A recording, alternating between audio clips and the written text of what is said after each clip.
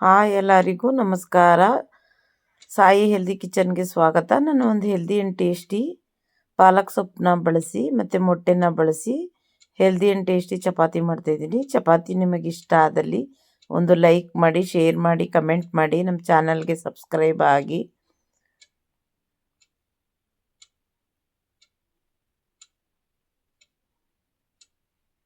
ಮನೇಲಿ ಚಟ್ನಿ ಮಾಡೋಕ್ಕಾಗಲ್ಲ, ಗೊಜ್ಜು ಮಾಡೋಕ್ಕಾಗಲ್ಲ. ನಮ್ಗೆ ಹೆಲ್ದಿ ಫುಡ್ ಬೇಕು ಅಂದರೆ 1 ಸ್ಪೂನ್ ತುಪ್ಪ ಇದ್ದರೆ ಸಾಕು, ಈ ಚಪಾತಿನ ತಿನ್ಕೊಳ್ಬೋದು ನೀವು.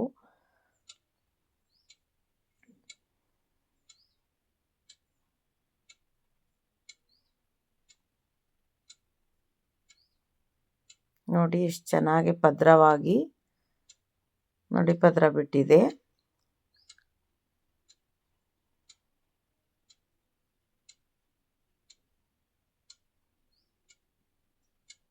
ನೀವು ಒಂದು ಸರಿ ಮಾಡಿಕೊಂಡ್ರೆ ಸಾಕು, ಈ ಚಪಾತಿನ ಮತ್ತೆ ಮತ್ತೆ ಮಾಡ್ಕೊಳ್ತೀರಾ. ಹೇಗೆ ಮಾಡೋದು ಅನ್ನೋದನ್ನು ನೋಡ್ಕೊಳ್ಳೋಣ. ಇವಾಗ 2 ಕಟ್ಟಾಗೋಷ್ಟು ಪಾಲಕ್ ಸೊಪ್ಪನ್ನ ತೊಗೊಂಡಿದ್ದೀನಿ ನಾನು. ಈ ಪಾಲಕ್ ಸೊಪ್ಪು ಬಳಸೋದ್ರಿಂದ ನಮಗೆ ರೋಗ ನಿರೋಧಕ ಶಕ್ತಿ ಹೆಚ್ಚಾಗುತ್ತೆ, ಮತ್ತು ಮಲಬದ್ಧತೆ ನಿವಾರಣೆ ಆಗುತ್ತೆ, ಮತ್ತು ಟೋಟಲಾಗಿ ಚರ್ಮದ ಆರೋಗ್ಯ ಹೆಚ್ಚಾಗುತ್ತೆ, ಮತ್ತು ಹೆಚ್ಚು ಕಬ್ಬಿಣದ ಅಂಶವನ್ನು ಸಹ ಹೊಂದಿದೆ. 2 ಬೌಲಷ್ಟು ಗೋಧಿ ಹಿಟ್ಟನ್ನ ತಗೊಂಡಿದ್ದೀನಿ. ಆದಷ್ಟು ನೀವು ಪೌಡರ್ನ ತಗೊಳ್ಳೋದನ್ನ ಕಮ್ಮಿ ಮಾಡಿ, ನೀವು ಗೋಧಿನ ತಂದು ಒಣಗಿಸಿ ಬಿಡಿಸ್ಕೊಳ್ಳಿ, ನಿಮ್ಮ ಹೆಲ್ತ್ಗೂ ಒಳ್ಳೆಯದು. ನೀವೇನಾದರೂ ಹೊರಗಡೆ ಪ್ಯಾಕೆಟಲ್ಲಿ ಪೌಡರ್ ತಂದರೆ ನಿಮಗೆ ಅದರಲ್ಲಿ ಮೈದಾ ಆ್ಯಡ್ ಮಾಡಿರ್ತಾರೆ ಮತ್ತು ಸಕ್ಕರೆನೂ ಆ್ಯಡ್ ಮಾಡಿರ್ತಾರೆ. ಅದು ನಮ್ಮ ಆರೋಗ್ಯಕ್ಕೆ ಒಳ್ಳೆಯದಲ್ಲ. ನೀವು ಈ ಥರ ಗೋಧಿನ ಒಣಗಿಸಿ ಗೋಧಿ ಹಿಟ್ಟನ್ನ ಮಾಡ್ಕೊಳ್ಳಿ.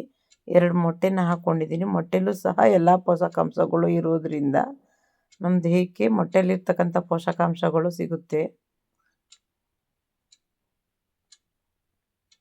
ಮಕ್ಕಳು ಸೊಪ್ಪುಗಳನ್ನ ತಿನ್ನಲ್ಲ.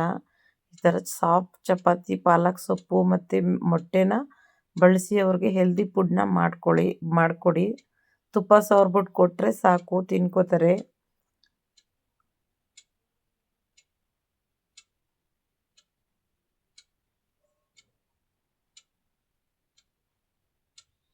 ನಾವು ಎಷ್ಟು ಚೆನ್ನಾಗಿ ಗೋಧಿ ಹಿಟ್ಟನ್ನ ಕಲಿಸ್ಕೊಂಡು ಸಾಫ್ಟ್ ಮಾಡ್ಕೋತೀವಿ, ಅಷ್ಟು ಚೆನ್ನಾಗಿ ಚಪಾತಿ ಬರುತ್ತೆ.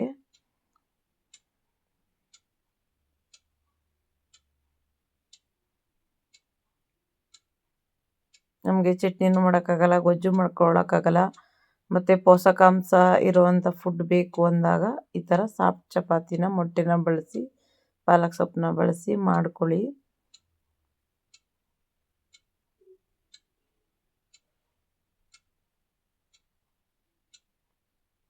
5 ನಿಮಿಷ ರೆಸ್ಟ್ ಮಾಡೋಕ್ಕೆ ಬಿಟ್ಟು ಹಿಟ್ಟನ್ನ ಇವಾಗ ಚಪಾತಿನ ಲಟ್ಟಿಸ್ಕೊಳ್ತಾ ಇದ್ದೀನಿ. ನೋಡಿ ಈ ಥರ ಈಜಿಯಾಗಿ ಮಾಡ್ಕೊಳ್ಬೋದು ಚಪಾತಿನ. ಎಣ್ಣೆ ಚಪಾತಿ ಮಾಡ್ತಾರಲ್ಲ ಮಡಚಿ, ಆ ಥರನೇ ಇದು ಈ ಥರ ಈಸಿ ಮೆಥಡಲ್ಲಿ.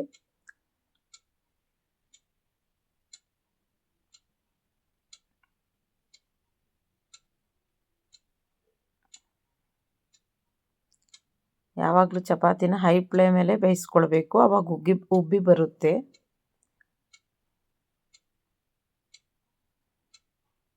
ನೋಡಿ healthy and tasty chapati ready ಆಯಿತು. ಮತ್ತೊಂದು ಹೆಲ್ದಿಯಾದ ರೆಸಿಪಿಯೊಂದಿಗೆ ಬರ್ತೀನಿ. ಎಲ್ಲರಿಗೂ ಧನ್ಯವಾದಗಳು.